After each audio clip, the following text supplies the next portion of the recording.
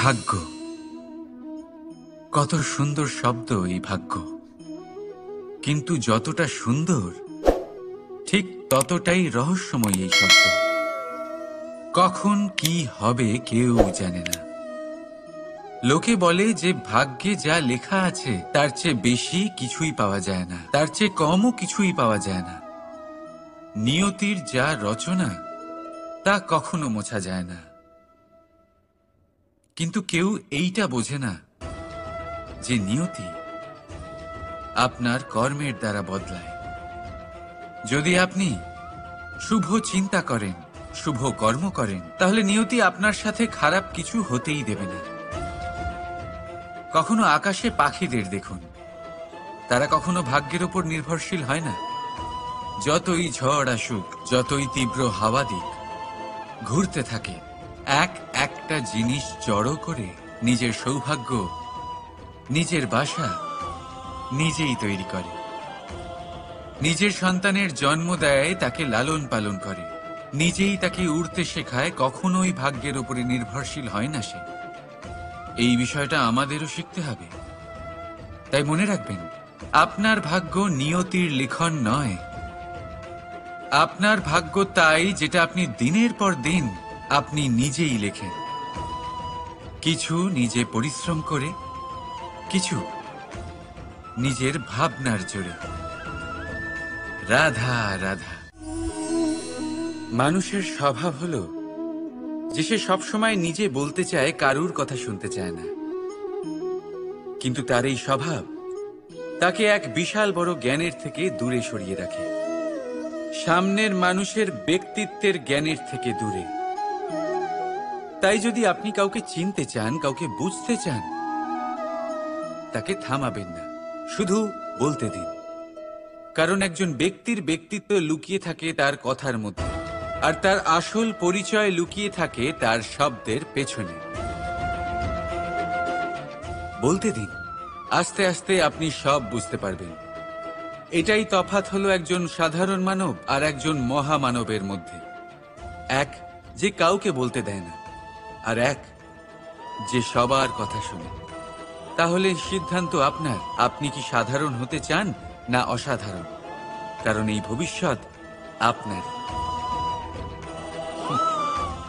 রাধা রাধা। ভাগ্য আর কর্ম, এই দুই এমন শব্দ যাকে ঘিরে সমগ্র সংসার।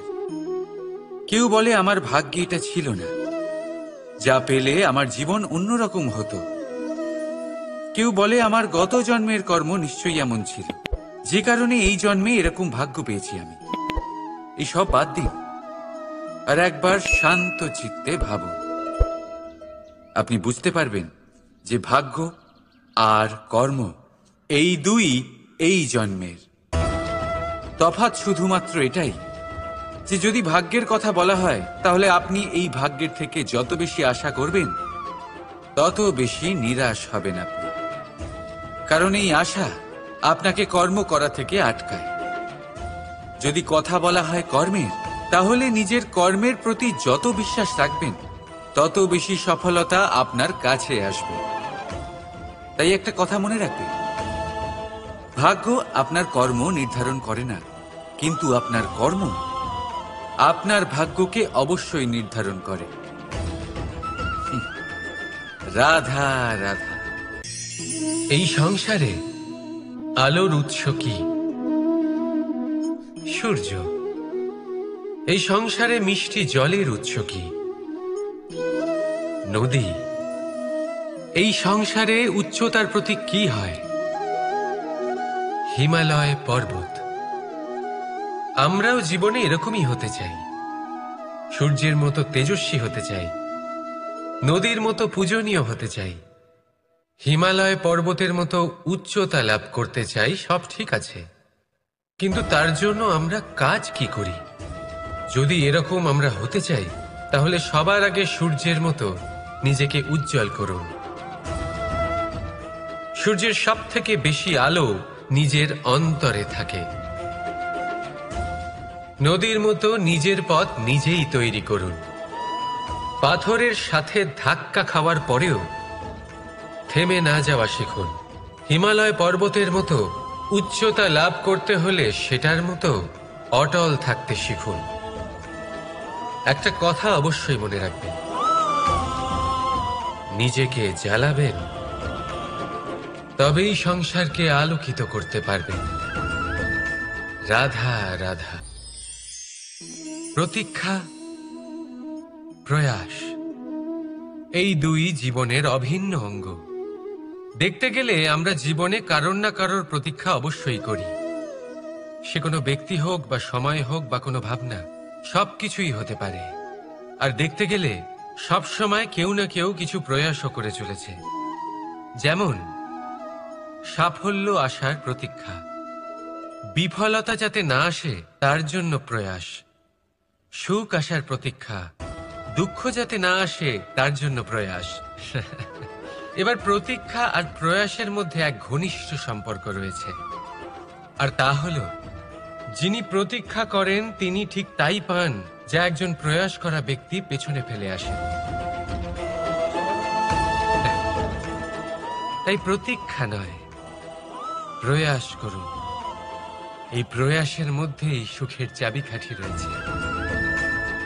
রাধা রাধা। মানুষ কর্ম করেন। আমি বারংবার বলি যে ফলের আশা করবেন না। তাও মানুষ কোথাও না কোথাও নিজের কর্মের বদলে কোনো না কোনো ফলের আশা অবশ্যই রাখেন। কখনো তিনি সফল হন, কখনো অসফল। সেই জন্যই আমি বলি যে ফলের আশা কখনো রাখবেন না, কারণ সাফল্য বা অসফলতা মনের মধ্যে রাখলে কখনো কোনো লাভ হয় না। যদি সাফল্য মনের মধ্যে রাখেন তাহলে অহংকার জন্ম নেবে। যদি অসফলতা মনের মধ্যে রাখেন তাহলে এক হীনমন্যতায় আপনি ভুগবেন, যা দিয়ে কোনো শুভকর্ম হবে না। সেই জন্য শুধুই কর্ম করে যান, কর্মেই মগ্ন থাকুন। আর আসুন আমার সাথে ভালোবেসে বলুন, রাধা রাধা। বন্ধু আর শত্রু প্রত্যেকের জীবনের একটা বড় অংশ এর উপরে নির্ভরশীল হয়ে থাকে। আপনার জীবনের সফলতা আর অসফলতাও এর উপরে নির্ভরশীল। কিন্তু এই বন্ধু এবং শত্রুদের খুঁজে পাওয়ার জন্য আপনাদের বাইরে যাওয়ার প্রয়োজন নেই, কারণ এরা স্বয়ং আপনার ভেতরেই আছে। আপনি যদি বিনম্র থাকেন, যদি আপনি নিরন্তর প্রয়াস করতে পারেন, তাহলে আপনার কোনো বন্ধুর প্রয়োজন নেই। যদি আপনার মধ্যে অহংকার থাকে, যদি প্রতি কথায় আপনার মধ্যে ক্রোধ উৎপন্ন হয়, তাহলে আপনার শত্রুর কোনো প্রয়োজনই নেই। নিজের অন্তরের এই বন্ধু ও শত্রুকে চিনুন, আর আমার সাথে ভালোবেসে বলুন, রাধা রাধা। একে চিনতে পারলেন? একে কুঠার বলা হয়। আপনারা জীবনে কোথাও না কোথাও কোনো না কোনো রূপে এটা দেখেই থাকবেন। একটা ব্যাপার নিশ্চিত, এই কুঠার ছাড়া কোনো বৃক্ষকে কাটতে পারা সরল নয়। এবার আপনি কখনো এটা ভেবেছেন, এই কুঠার এর এই অংশ, এর মুখটাই যদি না থাকে তাহলে কি হবে? এ শুধুমাত্র কোনো বৃক্ষই নয়, তার কোনো ডালও কাটতে সক্ষম হবে না। এবারে ভাবুন, এই শুকনো কাঠের হাতল এ আমরা কোত্থেকে পেলাম? কোনো এক বৃক্ষ থেকেই। সেই ডাল যাকে কেটে ফেলা হয়েছিল এক বৃক্ষকে কাটার জন্য, এই ডালই শস্ত্ররূপে প্রস্তুত।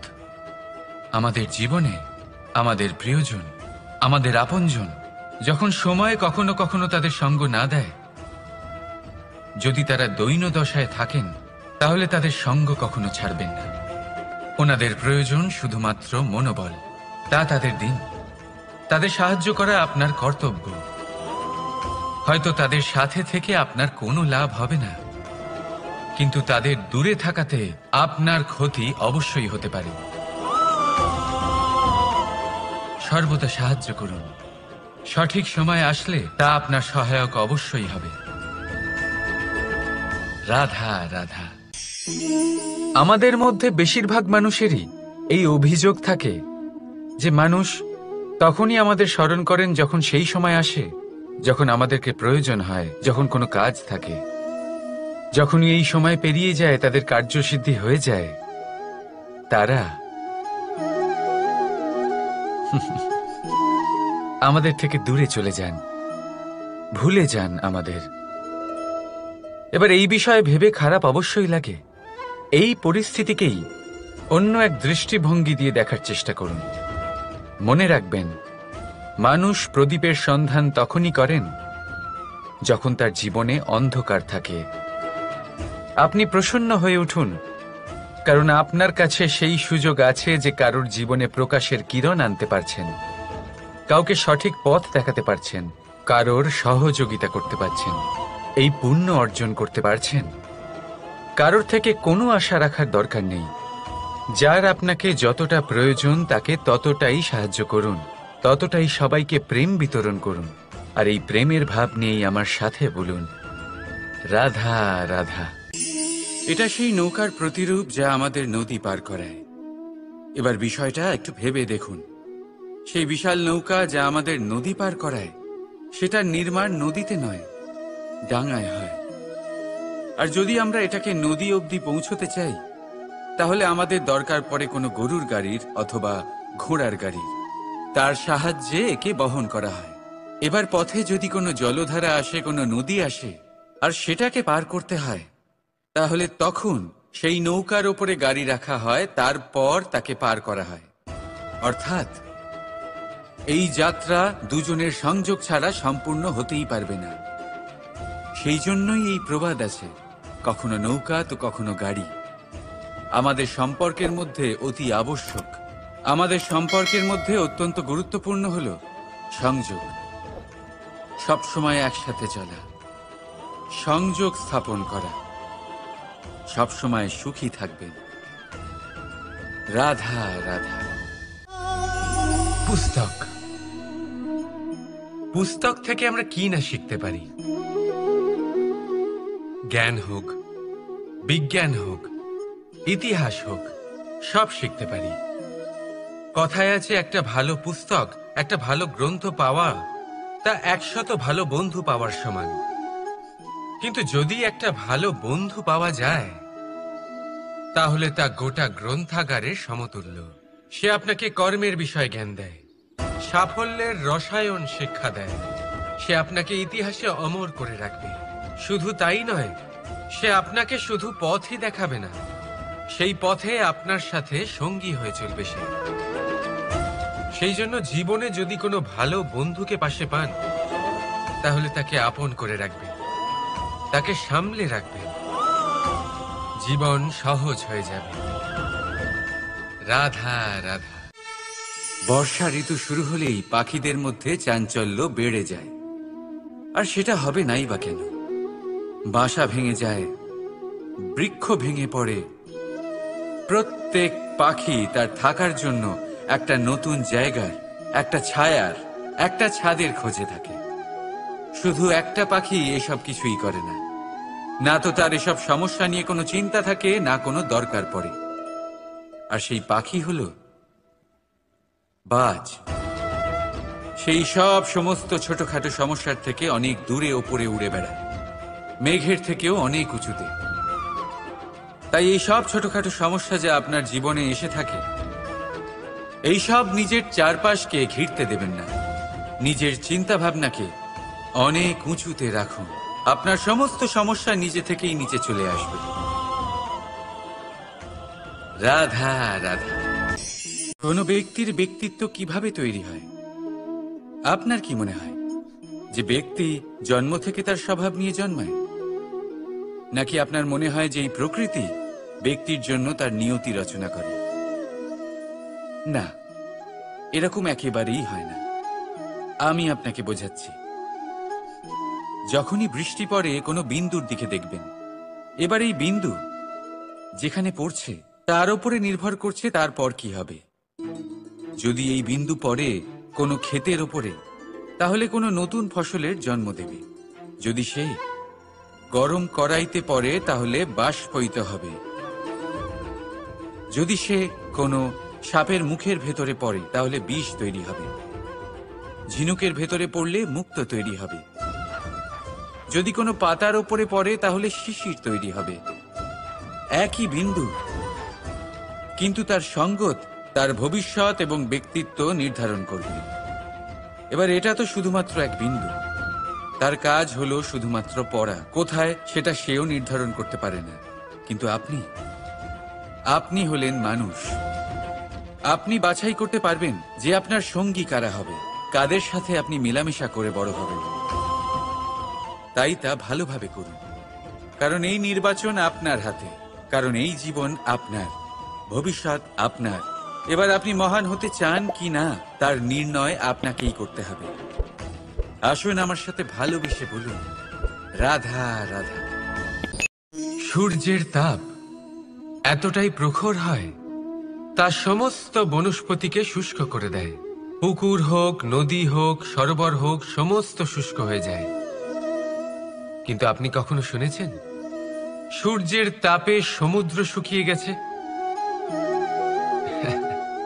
এমন কখনোই হয় না। আর এর পিছনেই লুকিয়ে রয়েছে এক অমূল্য জীবনের শিক্ষা। সমুদ্রের মতো নিজেকে ধৈর্যশীল করে তুললে, নিজেকে সংযমী করে তুললে, সূর্যের তাপ আপনার কোনো ক্ষতি করতে পারবে না। আপনার অন্তর থেকে সেই তাপ বাষ্পায়িত হয়ে মেঘ তৈরি হয়ে সূর্যকে ঢেকে দেবে, আর তারপর হবে শুধু সাফল্যের বৃষ্টি। তাহলে আসুন আর আমার সাথে ধৈর্যের সাথে বলুন, রাধা রাধা। মানুষ অসুস্থ কেন হন? শারীরিক দুর্বলতার কারণে? না, মানুষ অসুস্থ হন তার মানসিকতার কারণে, তার বিবেকের কারণে, তার কর্মের কারণে, তার ক্রোধের কারণে। আর যখন কেউ সুস্থ হন, ঠিক হয়ে যান, তার মানে এটা নয় যে শুধু ওষুধের জন্য তিনি সুস্থ হয়েছেন। না, এটা কারোর তার প্রতি প্রেমের প্রভাব, বিশ্বাসের প্রভাব, সম্বলের প্রভাব। শুধুমাত্র ওষুধ দিয়ে কিছুই হয় না। যদি মনে প্রেম থাকে, বিবেক থাকে, বিশ্বাস থাকে, সম্বল থাকে, তবেই সেই ওষুধ কাজ করতে পারে। তাই মনে রাখবেন, এই জীবন হলো অত্যন্ত ছোট। মনে প্রেম ভাব রাখুন, মিত্রতা করুন, শত্রুতা নয়। ভালোবাসুন, বিদ্বেষ নয়। আর এই ভালোবাসার সাথেই বলুন, রাধা রাধা। মানুষ জীবনে সব সময় চিন্তা করে, ভাবতে থাকে যে তার জীবনে কতই না সমস্যা। তারপরে নিজের আশেপাশে দেখে আর ভাবে যে সবাই কত প্রসন্ন, শুধু আমার জীবনেই সমস্যা আছে। কিন্তু বিষয়টা তা নয়। শুধু প্রত্যেক ব্যক্তিরই নয়, প্রত্যেক প্রাণীরও জীবনে সমস্যা আছে। এবার মানুষ একটা পাখিকে দেখে এটাই ভাবে যে এদের জীবন কতটা সহজ। কোনো দেশেরই সীমারেখা এদের ওপর লাগু হয় না। কোথায় থাকবে সেই নিয়েও কোনো ভাবনা নেই। কত শান্তির জীবন এদের। তারপর সে একটা পিঁপড়েকে দেখে আর এটা ভাবে, কি অসাধারণ, এদের তো সারা জীবনই মাটির উপরেই অতিবাহিত হয়, খাবারটাও মাটিতেই পেয়ে যায়। কি শান্তির জীবন এদের। কিন্তু যখন কোনো ঝড় আসে, তখন সবার আগে সেই পাখির বাসাটাই ঝড়ে ভেঙে যায়। এই পাখি যে শাখাতেই গিয়ে বসে পড়ুক, তাদের উপর সবসময় সংকট থাকে যে ওপর থেকে কোনো বড় পাখি এসে তাদের উপর প্রহার না করে, তারা নিজেদের প্রাণ না হারায়। আর যদি কথা বলি পিঁপড়েকে নিয়ে, এদের উপর সবসময় সংকট থাকে যে কোনোভাবে বাতাস বা জল এদের ভাসিয়ে না নিয়ে যায়, কোনো প্রাণী ওকে পা দিয়ে পিষে না দেয়, এই পিঁপড়ে পিষ্ট হয়ে না মারা যায়। দেখুন, সমস্যা প্রত্যেকের জীবনে রয়েছে, আর এই সমস্যা আসতেই থাকবে। এর অর্থ এটা নয় যে এই সমস্যার সম্মুখীন হওয়া যায় না, এর সমাধানও সম্ভব নয়। প্রত্যেক সমস্যার সমাধান অবশ্যই আছে, শুধু শান্ত মনে সেটা খুঁজে বের করতে হবে। তাহলে সেটাই করুন, প্রত্যেক সমস্যার সমাধান করতে থাকুন। যত সমাধান করবেন, জীবন আনন্দময় হয়ে উঠবে। যদি সমাধান না করেন, তাহলে আজীবন দুঃখই পেতে থাকবেন। আসুন আমার সাথে ভালোবেসে বলুন, রাধা রাধা। কর্ম, ধর্ম আর কর্তব্য, এই তিনটি একে অপরের সাথে জড়িত, আর অনেক সময় এই তিনটি পালন করতে করতে আমাদের সেই ব্যক্তির সামনে গিয়ে দাঁড়াতে হয়, তার বিরুদ্ধেই যেতে হয়, যাকে আমরা সব থেকে বেশি ভালোবাসি। কিন্তু সেইখানে এই যুদ্ধ কোনো ব্যক্তিগত যুদ্ধ থাকে না। এ হলো কর্ম, ধর্ম আর কর্তব্যের যুদ্ধ। এটা সরল নয়, অত্যন্ত কঠিন হয় তার সম্মুখীন হওয়া যাকে আমরা সব থেকে বেশি সম্মান করি। কিন্তু আমাদের তো আমাদের ধর্মের পথে চলতেই হবে, কারণ আমরা কর্মবদ্ধ, কর্তব্যবদ্ধ, আর এটাই করা উচিত। শুধু এটুকু মনে রাখবেন, যদি আপনার উদ্দেশ্য শুভ হয়, আপনার ভাবনা শুভ হয়, আপনি যদি কর্ম, ধর্ম আর কর্তব্যের পথে অগ্রসর হন, তাহলে এই প্রক্রিয়াতে যদি আপনাকে আপনার আরাধ্যেরও সামনে দাঁড়াতে হয়, তাহলেও আপনার কোনো ক্ষতি হবে না। তাহলে আসুন আর আমার সাথে ভালোবেসে বলুন, রাধা রাধা। সাথী। সাথী এই শব্দটির ব্যাখ্যা কে কিভাবে করে? মিত্র, সখা, বন্ধু। কিন্তু অর্থ একটাই, তিনি যিনি আপনার সঙ্গী হন আর তিনি যার সাথী আপনি হন। এবার সব থেকে বড় প্রশ্ন হলো এটাই যে তিনি কে হতে পারেন যাকে আপনি আপনার সাথী বলে মেনে নিতে পারেন, নিজের সখা, নিজের মিত্র, নিজের বন্ধু মেনে নিতে পারেন। আপনার সাথী হলেন তিনি যিনি দুঃখের সময় আপনার পাশে থাকবেন, আপনার হাত ধরে থাকবেন। আপনার সাথী হলেন তিনি যার হাত আপনি নিজের সুখের দিনে ধরে থাকবেন। সেই সাথীরই হাত ধরুন যিনি দুঃখে সবসময় আপনাকে সাহায্য করার জন্য তৎপর হয়ে থাকেন, আপনার পাশে থাকেন, আর যাকে সুখের দিনে আপনি আপনার সাথে রাখতে পারেন। আর যখন আপনার সাথে আপনার এই সাথী থাকবে, তখন আপনি এটা বুঝবেন যে যখন জীবনে দুঃখ আসে, তখন এই দুঃখ কমে যায়, সবার মধ্যে ভাগ হয়ে যায়। আর যদি তখন সুখ আসে, তাহলে সেটা সবার উপস্থিতিতে আরো বেড়ে যায়। এটাই হলো প্রেম, এটাই হলো ভালোবাসা, এটাই হলো সঙ্গ, যেমন সম্পর্ক আমার আর রাধার মাঝে। তাহলে আসুন আর আমার সাথে ভালোবেসে বলুন, রাধা রাধা। মানুষ এক অত্যন্ত বিচিত্র প্রাণী। পরিকল্পনা করে, ষড়যন্ত্র করে, প্রচেষ্টা করে, কাউকে পরাজিত করার চেষ্টাও করে। সাপকে একটা দড়ি মনে করে হাতে চেপে ধরার চেষ্টা করে, কিন্তু একটা কথা বুঝতেই পারে না, সময়ের এই সাপ, এটা হাতে চেপে ধরাই যায় না। আর আপনি যা করবেন তা আবার ফিরে আসবে আপনারই সামনে। দেখুন, এতে কিছুই যায় আসে না যে আপনি কুম্ভকারের পুত্র নাকি কৃষ্ণের পুত্র। যদি আপনি অনুচিত কর্ম করেন, তাহলে আপনার সাথেও অনুচিতই হবে। অশুভ কর্ম করলে আপনার সাথেও অশুভই হবে। কুরু বংশ অত্যন্ত মহান বংশ ছিল। এই কুরু বংশ কি হলো তার সাথে? একটা গোটা বংশ বয়ে গেল, কারণ ওনাদের উদ্দেশ্য অশুভ ছিল। অন্যদিকে 5 জন বনবাসী পাণ্ডব মহাভারত বিজয়ী হলেন, কারণ তাদের উদ্দেশ্য শুভ ছিল। তাই মনে রাখবেন, শুভ অগ্নি প্রজ্বলিত করবেন, শুভ তাপ সঞ্চার হবে। অশুভ অগ্নি প্রজ্বলিত করবেন, নরকেই জ্বলতে হবে। তাহলে আসুন আর আমার সাথে ভালোবেসে বলুন, রাধা রাধা।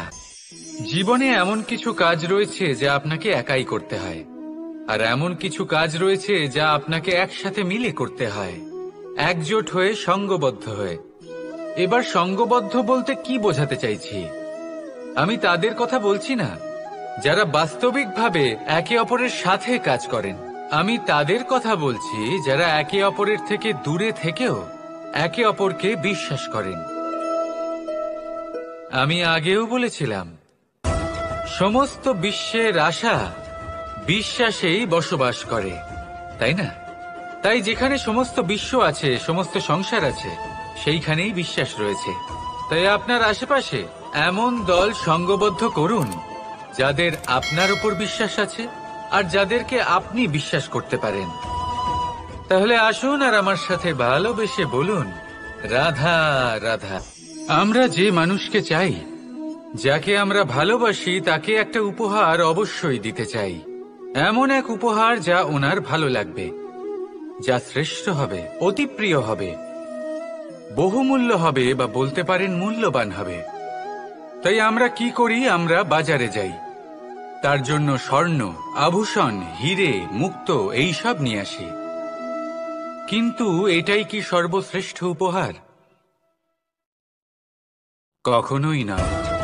সর্বশ্রেষ্ঠ উপহার হল স্বাধীনতা, তাকে নিজের মনের মতো বাঁচার স্বাধীনতা। যদি আপনি কাউকে স্বাধীনতা না দিতে পারেন, তাহলে সে কোথাও না কোথাও বন্দী হয়ে যায়, তার বিকাশ কোথাও না কোথাও আটকে যায়।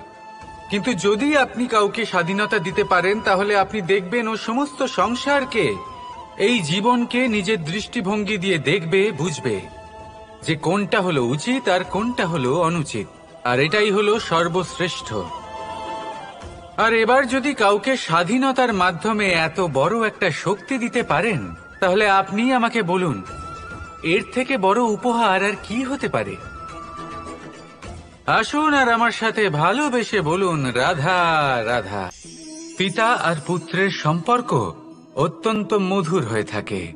পিতা স্বপ্ন দেখেন, তাকে পূর্ণ করার সকল সম্ভাব্য চেষ্টা করেন, কিন্তু তাও অনেক সময় ওনার স্বপ্ন অপূর্ণ থেকে যায়। তখন পিতা ভাবেন যে স্বপ্ন উনি পূর্ণ করতে পারেননি, ওনার সন্তান তা অবশ্যই পূরণ করবে। যে স্থানে উনি কখনো পৌঁছতে পারেননি, সেই স্থানে ওনার পুত্র অবশ্যই পৌঁছবে। পিতা নিজের সন্তানের ভবিষ্যৎ নিয়ে সেই স্বপ্ন দেখেন, আর যখন সেই সন্তান সামনে এগোতে থাকে, তখন তার দুঃখ হয় না, বরং গর্ব হয়। ওনার ভালো লাগে এটা দেখে যে ওনার সন্তান অনেক উন্নতি করছে। কিন্তু যখন সন্তান নিজের অভিভাবকের শক্তি দেখে, তার যশ দেখে হিংসা করতে থাকে, সমস্যা সেইখানেই শুরু হয়। সেই জন্য সকল সন্তানকে এটা মনে রাখতে হবে, দেখুন, পুত্র হবার সুবাদে, এক সন্তান হবার সুবাদে, এটা হলো আপনার অধিকার যে আপনি আপনার পিতার থেকে বেশি উন্নতি করবেন। আপনার পিতাও এটাই চান, কিন্তু সুস্থভাবে এটা করুন। একটা রেখা টেনে নিন, যাতে আপনি তাতে এগোতে পারেন আর আপনার পিতার তাতে গর্ববোধ হয়, আর সেই বিষয়ে দুঃখ না হয় যে আমার সন্তান আমাকেই ছোট করার চেষ্টা করছে। ইতিহাস সাক্ষী রয়েছে, যে মানুষ অন্য কাউকে ছোট করার চেষ্টা করেছেন, সেই মানুষই ছোট হয়ে গেছেন। আর আমার মনে হয় না আপনি এটা চান, কারণ কোনো একদিন আপনিও কারোর পিতা হবেন। আসুন আমার সাথে ভালোবেসে বলুন, রাধা রাধা। প্রেম এই সংসারে এসেছিল এই সংসারকে প্রেমের শিক্ষা দেওয়ার জন্য, এই জীবনের সুখের অনুভূতি আসলে কি তা শেখানোর জন্য। কিন্তু যদি সত্যি কথা বলি, তো আমি নিজেই প্রতিদিন প্রেমের নতুন নতুন স্বরূপ দেখতে পাই, প্রেমের একটা নতুন অনুভূতি প্রত্যেক নতুন দিনে। আর তার কারণ হলো এই প্রেম অনন্ত, এ হলো দৈব। প্রেম হলো এই সংসারের সব থেকে বড় ঢাল এবং সব থেকে বড় অস্ত্র। এই প্রেম ছাড়া না কোনো ন্যায় হয় আর না কোনো শাস্ত্র, না জীবন আছে আর না অন্ত। এবার যদি এই প্রেম মনের মধ্যে বাস করতে শুরু করে, তাহলে কখনো কোনো সমস্যাই হবে না, আর যদি হয়েও থাকে তাহলে তা স্থায়ী হবে না। এই প্রেম কি না করতে পারে? এই প্রেম সমস্ত সমস্যা মিটিয়ে ফেলতে পারে, আপনার মনের মধ্যে অহংকারকেও বিনাশ করে দিতে পারে, আপনাকে সাক্ষাৎ ঈশ্বরের সাথে দেখা করাতে পারে। তাই প্রেমের দ্বারা প্রয়াস করতে থাকুন, এই সংসারের প্রত্যেক মানুষকে, প্রত্যেক বস্তুকে, প্রত্যেক জীব জন্তুকে ভালোবাসবেন। আর এই প্রেমের দ্বারাই বলুন, রাধা রাধা। মানুষের জীবনে স্বচ্ছতার একটা আলাদা গুরুত্ব আছে। যদি আপনি নিজেকে স্বচ্ছ রাখেন, তাহলে আপনার নিজেরও ভালো লাগবে, সামনের ব্যক্তিরও ভালো লাগবে, একটা অন্যরকম প্রভাব পড়বে। কিন্তু একজন শ্রেষ্ঠ ব্যক্তি কিভাবে হয়ে ওঠা সম্ভব? যার মধ্যে গুণ আছে, শিক্ষা আছে, শুভ চেতনা আছে, যিনি সৎকর্ম করেন। কিভাবে হব সেই ব্যক্তি যার মধ্যে জ্ঞান আছে? শুধুমাত্র স্বচ্ছ থাকলে তো তা হওয়া সম্ভব নয়।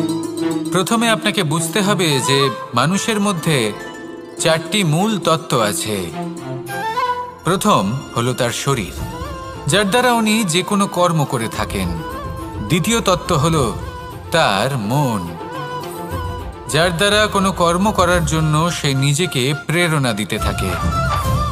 তৃতীয় তত্ত্ব হলো বুদ্ধি, যে কর্ম আমরা করতে চাই, যে লক্ষ্যে আমরা পৌঁছতে চাই, সেটা আমরা কিভাবে কোন পথে করব সেটা স্থির করা যায় বুদ্ধি দিয়ে। আর চতুর্থ তত্ত্ব হলো আত্মা। আত্মা হলো এমন এক তত্ত্ব যার কোনো সমাপ্তি নেই। আত্মা হলো অজয়, কিন্তু এরও শুদ্ধিকরণের প্রয়োজন হয়। এই 4টি তত্ত্বের শুদ্ধিকরণ করতে থাকুন, এদের নির্মল রাখুন, শুদ্ধ রাখুন। এবং এটা কিভাবে হবে? শুভ চেতনা দ্বারা, জ্ঞানের দ্বারা, এবং সব থেকে বেশি গুরুত্বপূর্ণ প্রেমের দ্বারা।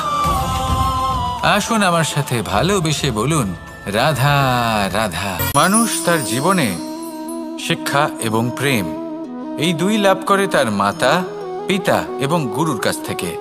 কিন্তু মানুষ সব থেকে বেশি ভালোবাসে নিজের মাতাকে, কারণ মাতা খুব নির্মল চিত্তে ভালোবাসে, শান্ত মনে আমাদের অন্তরে শক্তির সঞ্চার করে থাকেন, আমাদের উৎসাহ দেন, বলশালী করে তোলেন।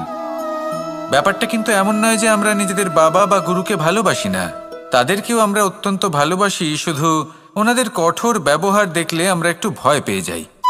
এবার ওনাদের এই কঠোর ব্যবহার আমাদের ভালো না লাগলেও অত্যন্ত আবশ্যক, কারণ মাতার থেকে আমরা যে শক্তি লাভ করি তা যেন নিয়ন্ত্রণ হারিয়ে বিধ্বংসী না হয়ে ওঠে, আমরা যেন কোনো কুপথে না চলে যাই, আমরা কখনো যেন দোষ না করে ফেলি।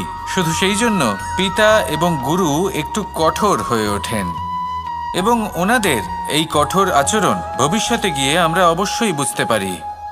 জীবনে কিছু বছর আমরা এগিয়ে যাই আর তারপর আমরা বুঝতে পারি যে বাবা এবং গুরু আমাদের যথেষ্ট ভালোবাসতেন, কিন্তু ওনাদের ভালোবাসার বহিঃপ্রকাশ আলাদা।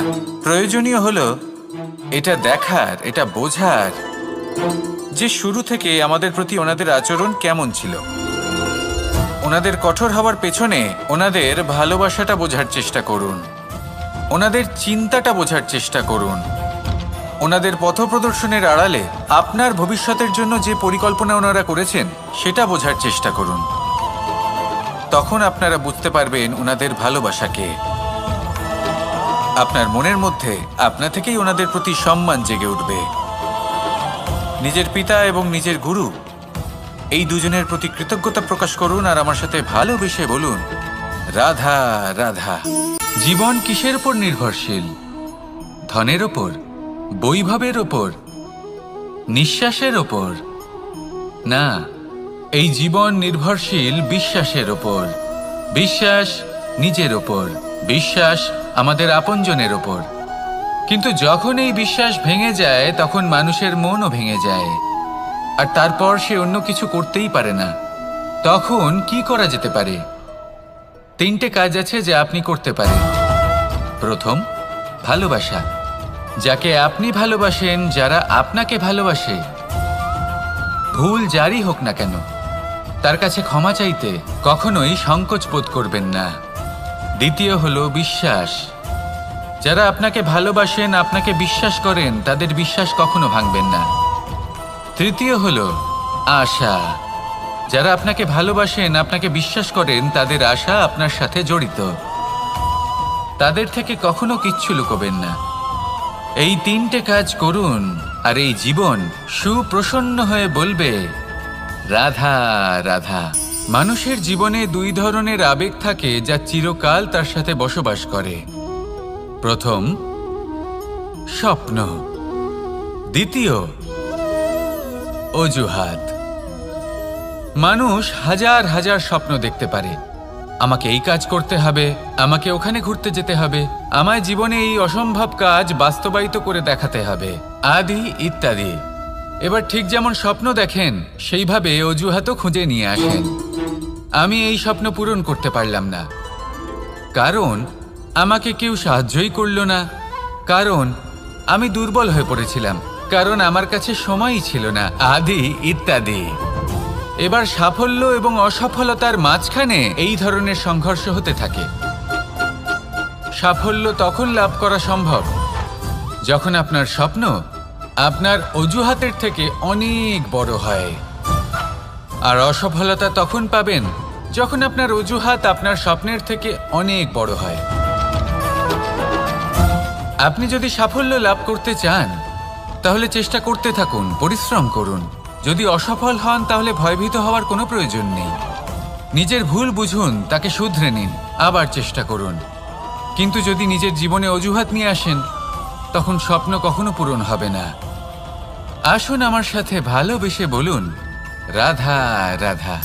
ভয়ের সাথে আমরা সবাই পরিচিত, কষ্টও আমরা সবাই পেয়েছি। কখনো কখনো আমরা অসুস্থ হয়ে পড়ি, আর এমন সময় হলে মাতার মমতা, কখনো বাবার স্নেহ, কখনো বন্ধুদের পাশে থাকার অনুভূতি আমাদের রোগ নিরাময়ে সাহায্য করে। কখনো যদি আমরা নিরাশ হয়ে পড়ি, তখন যদি আমাদের কোনো আপনজন আমাদের দুটো ভালো কথা বলে, তখন আমাদের মনোবল বেড়ে যায়। ঠিক তেমন সংসারের এই রঙ্গমঞ্চে যদি আপনি পীড়িত অনুভব করেন, কিছু শুভ কথা আলোচনা করুন, কিছু স্তুতি গান করুন, কিছু মুহূর্তের জন্য হলেও নিজের ইষ্টদেবের কথা স্মরণ করুন আর প্রার্থনা করুন। সাহস বাড়বে, শক্তিও বৃদ্ধি পাবে এবং সামনে এগিয়ে চলার পথও দেখতে পাবেন। তখন এই মন প্রসন্ন হয়ে বলবে, রাধা রাধা। কখনো কখনো অন্ধকারের সাথে লড়াই করার জন্য আমরা প্রদীপ জ্বালাই। এতে প্রথমে সলতে রাখি, তারপর তেল ঢালি, তারপর আগুন জেলে এটা প্রজ্বলিত করি। তারপর একটা সময় আসে যখন এই প্রদীপ নিভে যায়। কারণটা কি? কারণ কি এটা যে প্রদীপের প্রকাশমান হওয়ার ক্ষমতা সমাপ্ত হয়েছে? না, এই যে আগুন আমরা দেখতে পাচ্ছি, এই আগুনের জন্য যে শক্তির প্রয়োজন হয় তা আসে এই তেল থেকে। যদি এই তেল সমাপ্ত হয়ে যায় তাহলে এই প্রকাশ তাও সমাপ্ত হয়ে যায়। আর আমাদের জীবনে এই তেল হলো আমাদের কর্ম, আর এই আগুন আর এর দ্বারা উৎপন্ন হওয়া প্রকাশ আমাদের ভাগ্য। যত আমাদের কর্ম ক্ষীণ হতে থাকবে, আমাদের ভাগ্য সৌভাগ্য কোথাও না কোথাও লুপ্ত হয়ে যাবে। যে উজ্জ্বল ভবিষ্যৎ আমরা চাইছি তা কখনো লাভ করতে পারবো না যদি কর্ম না করি। ঠিক যেমন তেল ছাড়া অগ্নি উৎপন্ন হয় না, তেমনি কর্ম ছাড়া সৌভাগ্য হয় না। আর যেমন কর্ম তেমন ভাগ্য। তাই সবসময় কর্ম করতে থাকুন, কর্ম করা থামাবেন না। আর আমার সাথে ভালোবেসে বলুন, রাধা রাধা। জীবনে তিনটি বিষয় আছে, তিনটি বস্তু আছে, তারা যেন আপনাকে কখনো বশে না করে নিতে পারে। প্রথম হলো ধন। ধন যতক্ষণ আপনি ব্যবহার করতে থাকেন, যতক্ষণ তা আপনার কাজে আসছে, ততক্ষণ ঠিক আছে, এই ধন আপনার কাছে অমৃত। কিন্তু যখন এই ধন আপনাকে ব্যবহার করতে শুরু করে, বুঝে যাবেন যে আপনার পতনের সময় শুরু হয়েছে। দ্বিতীয় বিষয়, ফেলে আসা অতীত। যাই করুন, আপনি অতীত পাল্টাতে পারবেন না, আর এই সত্যিটা আপনিও জানেন। কিন্তু তাও এর বশবর্তী আমরা হয়ে পড়ি। আর যখন তাই হয়, তখন এই সংসারে আমরা যেখানেই যাই না কেন, যত বড়ই সুখ লাভ করি না কেন, সেই সব আমাদের কাছে তিক্ত বলে মনে হয়। তৃতীয় বিষয়, আপনার আশেপাশের মানুষ ভিন্ন ভিন্ন ধরনের মানুষ হয়, যাদের চিন্তা ভাবনা এবং দৃষ্টিভঙ্গি ভিন্ন ভিন্ন প্রকারের। যদি এদের বশবর্তী আপনি হয়ে পড়েন, তাহলে কেউ বলবে এটা করো, এটা ভালো। কেউ বলবে এটা করো না, ওটা করো, ওটা ভালো কাজ। কেউ বলবে এই দুটোই করো না, অন্য কিছু করো। এই কথাগুলিতে আপনি এতটাই জড়িয়ে পড়বেন যে আপনি লক্ষ্যভ্রষ্ট হয়ে পড়বেন। তাই এই তিন বিষয় থেকে সাবধানে থাকবেন। যদি কোনো কিছু বশ করতে হয়, তাহলে আপনাকে বশ করতে হবে আপনার আজকে, নিজের বর্তমানকে। এটা খুব প্রয়োজনীয়। এটা ভাববেন যে এই সময়ের সদ্ব্যবহার আমি কিভাবে করব, সময়কে শাসন কিভাবে করব, ওই কর্ম কিভাবে করব যাতে ভবিষ্যতে কখনো আমার আফসোস না হয়, বরং এই সংসার আমাকে নিয়ে গর্ব করবে, সেই কর্ম করুন। আর যখন আপনি এটা শিখে নেবেন, তখন আপনি নিজেই নিজেকে প্রকৃত অর্থে ভাগ্যশালী করে তুলবেন। আসুন আমার সাথে ভালোবেসে বলুন, রাধা রাধা। অনেক সময় আমরা কারোর নীরবতাকে তার দুর্বলতা ভেবে বসি।